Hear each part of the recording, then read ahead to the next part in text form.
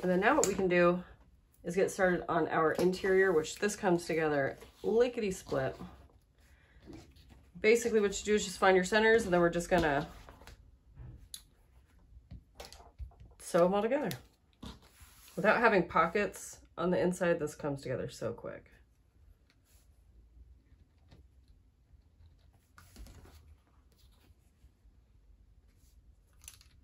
And then again, when I'm sewing these, I'm gonna start at a 1/4 inch at the top corners, or at the top corner I'm gonna start, and then I'm gonna taper it in to where I'm going probably close to a 1/2 inch, if not just a tad more than a 1/2 inch.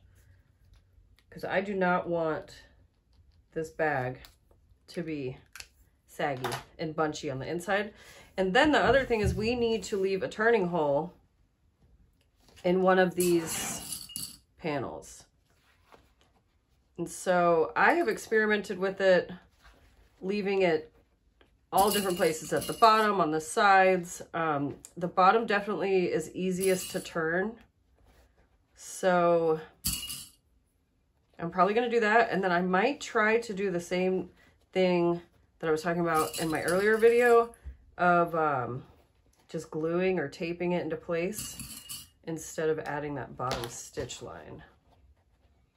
So again, on this panel, if you need to, you can make those little slices and it will make this gusset lay really well.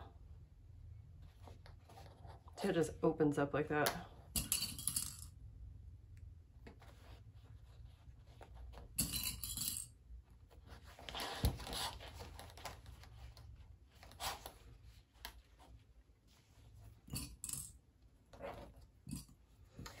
Tell you what, Aunt Alicia from Swoon, back in the heyday of Swoon, several years ago, 5, 6 years ago, man, she is a designing genius.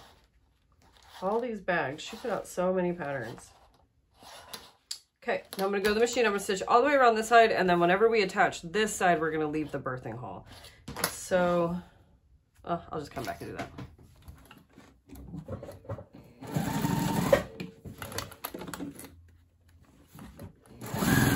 So I'm starting my taper almost immediately, as soon as I start sewing this down angle.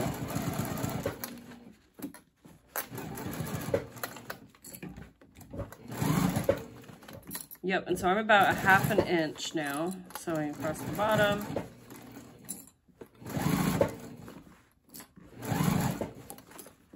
And then back up here.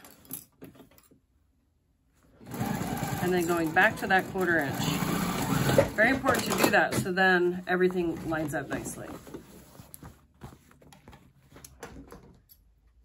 Okay, so I'm just gonna mark where I want my birthing hole to be, so that way I don't lose sight of it when I'm sewing.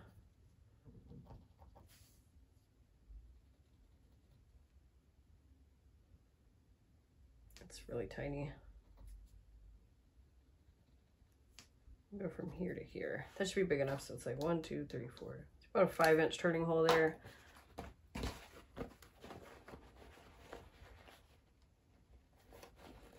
Where's my center? Oh, it's back here.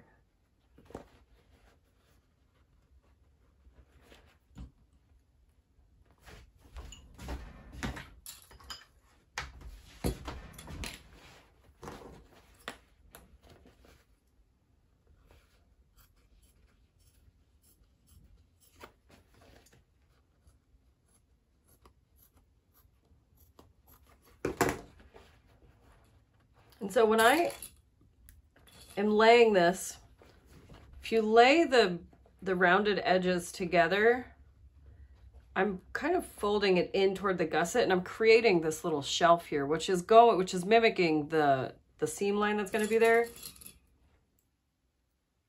And I'm going to sew gusset side up, but sometimes it's just easier to lay it in like this, because you could just line everything up and then just fold it, or like, you know, lay it down, essentially.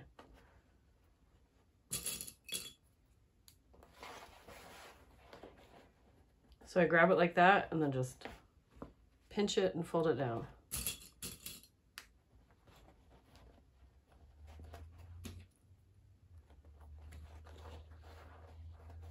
Oh, this one's a little off. This one's a little off, so now I just lined up my top edges, and I'm going to go back around and ease that excess into this curve here.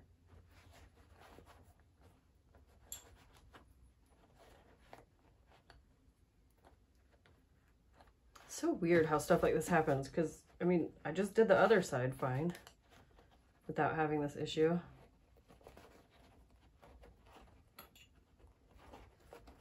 It's a pretty big mismeasurement, even though it's all the same. All right, so I'm just gonna feed this excess up and back out at the top. Oh, it actually just kind of went in. Yeah, I was able to get it eased in off after all. Okay, so now I'm gonna go to the machine. Oh, I need to transfer my birthing hole to this side since I'm sewing with the gusset side up. Okay, see you there.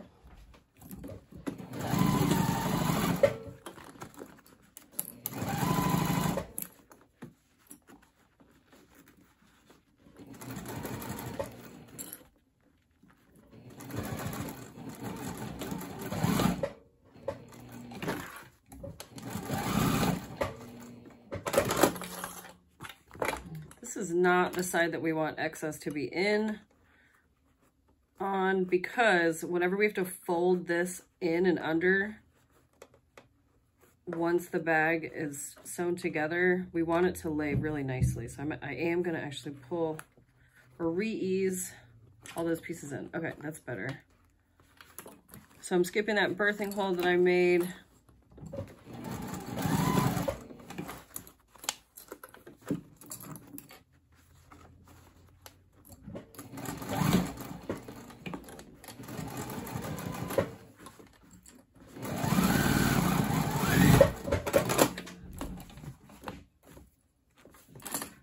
What it looks like. I kind of missed both my marks there, but whatever. Okay, so let's get this sewn together.